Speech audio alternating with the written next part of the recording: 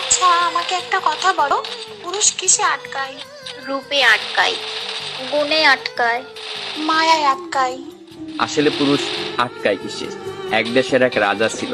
তার এত ধন সম্পত্তি থাকা সত্ত্বেও তার জীবনে মনে হচ্ছে ভালোবাসার অভাব। তাকে একা একা বোধ হচ্ছে। তাই সে আর এক দেশের এক রাজকন্যাকে বিয়ে করে আনলো।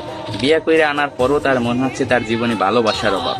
সে আরো একটা বিয়ে করলো, কিন্তু তারপরও তার মনে হচ্ছে জীবনে ভালোবাসার অভাব। ভালোবাসার অভাব মিটাতে যাইয়ে একটা না, দুইটা না, তিনটা না, সে 9টা দেশের রাজকন্যাকে বিয়ে করলো। তার এখন 9টা বউ। তারপরও তার মনে হচ্ছে জীবনে ভালোবাসার অভাব। এট লাস্ট সে তার প্রধান দাসীর প্রেমে পড়ে গেছে। 9টা বউ থাকা সত্ত্বেও রাজা যখন দাসীর প্রেমে পড়ে গেল, এটা সমাজ মায়া নিল না। তার বউরা তো একেবারেই নিল না। তার বউরা রাজাকে প্রশ্ন করলো, এমন কি জিনিস আমাদের ভিতরে নাই যেটা ওই দাসীর ভিতরে আছে? আপনার যদি বউ দরকার হয়, আপনি অন্য কোনো রাজার মেয়েকে বিয়ে করবেন, আপনি দাসীকে কেন বিয়ে করবেন? তখন রাজা বলল, 9টা বউ থাকা সত্ত্বে আমি রাজা হইয়া দাসীর কেন প্রেমে পড়লাম, এটা শুধু আমি তোমাকে না, পুরো বিশ্বকে দেখাবো। এটার জন্য আমি কালকে বড় একটা অনুষ্ঠানের আয়োজন করা হবো। ওই অনুষ্ঠানে আমি প্রমাণ করাই দেব আমি রাজা হইয়া কেন দাসীর প্রেমে পড়লাম।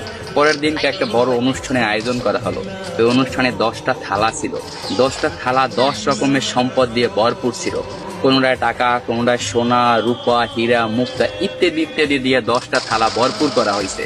10টা থালা ভরপুর করার পর রাজা সবাইকে বলল, এই 10টা থালায় 10 রকমের সম্পদ আছে। আমার 9 জন বউ এবং আমি যাকে ভালোবাসি আমার দাসী, এই টোটাল 10 জন, যে যে থালাটা ধরতে পারবে সেই থালার সম্পদ তার। এই কথা শোনার সাথে সাথে তার যে 9টা বউ ছিল দৌড়াইয়া যাইয়া এক একজনে এক একটা থালা ধরলো, কিন্তু তার যে দাসী সে দাঁড়াই ছিল, সে কোনো প্রকার থালা ধরলো না। তখন রাজা প্রশ্ন করলো তার দাসীকে, কি হলো, তুমি সম্পদ কেন ধরলা না? আমি তো বইলাই দিছিলাম যে যে যে থালা ধরতে পারবে সেই থালার সম্পদ তার। তখন দাসী বলল, কে বললো আমি ধরি নাই? আমি তো আমার সম্পদ ধরেই দাঁড়াই রয়েছি। রাজামশাই, আপনি ভালো করে তাকাই দেখেন, আপনার জামা আমার হাতে ধরা। আমি আপনার জামা দইরা বইছি। আমার কোনো ধন সম্পদ চাই না, আমি আপনাকে চাই। আমি যদি আপনাকে পাই, এরকম ধন সম্পদের আমার অভাব হবে না। আমি কিছুই চাই না, শুধু আপনাকেই চাই। আমি চাইতে আপনার জামা দইরা দাঁড়াই রেছি। তখন রাজা অস্ত হাসিতে হাইসে পড়লো এবং সবাইকে বলল, দেখো রাজদরবারবাসীরা, তোমরা সবাই দেখো, রাজার 9টা বউ থাকা সত্ত্বেও রাজা কেন দাসীর প্রেমে পড়ছিল। আসলে পুরুষ কখনো টাকা, পয়সা, রূপ, যৌবনের মায়ায় পড়ে না। পুরুষ আটকে যায় নিঃস্বার্থ ভালোবাসা। পুরুষ তাই নিঃস্বার্থ ভালোবাসা। পুরুষকে যে নিঃস্বার্থ ভালোবাসবে, পুরুষ তারই হবে, শুধুই তার।